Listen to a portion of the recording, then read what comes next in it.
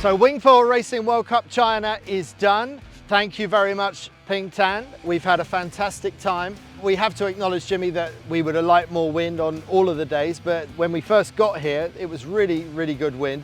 And the other thing is 113 riders, so a really good turnout for this one. Absolutely, yeah, definitely. When we had that marathon on the first day, I have never seen anything quite like it. So many wingfoilers, so many different bits of gear, different colours all over the waters here. Brilliant races. I feel like the gaps are tightening up, and what Mattis or Ania are executing at the moment will probably be sort of standard practice for anyone in the top 10 or 20 in a year's time. That's the way this is going. It's developing quickly.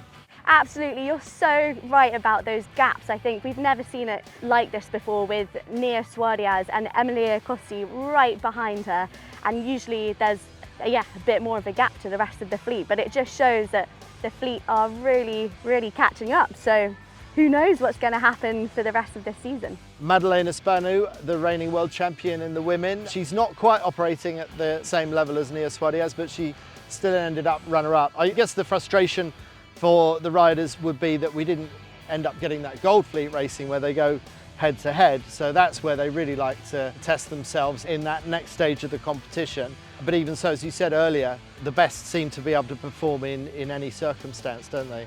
Exactly. Yeah, it's a shame we couldn't see that kind of head-to-head battle in the finals, but they both really did dominate their individual fleets. So we weren't able to get a proper medal series, but all that pent-up adrenaline for our leading riders, we had to let them get it out somehow. So what did we do, Jimmy? Well, of course, we took him for a ride on the Pikachu.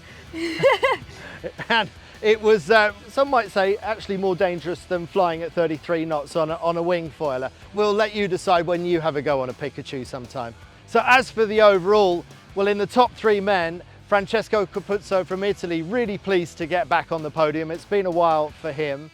And then Kamil Manowiecki, second, best ever finish for the Polish rider, with his eyes really on being able to overtake his teammate with the Ozone team, and that is Mattis Guillot from France, our reigning world champion. And in the women, in third place from Poland was Karolina Kliszczyńska, and in second place we had reigning world champion from Italy, it was Madalena Spanu. But overall, taking the title for the World Cup China in the women was Spain's Nia Suarez. So that's it from us in China, from Jimmy Craythorne and from myself, Andy Rice. Hope you've enjoyed all the action. That's it from China. The next one we move on to is in Sardinia for the next one, WingFoil Racing World Cup Sardinia, in a few weeks' time.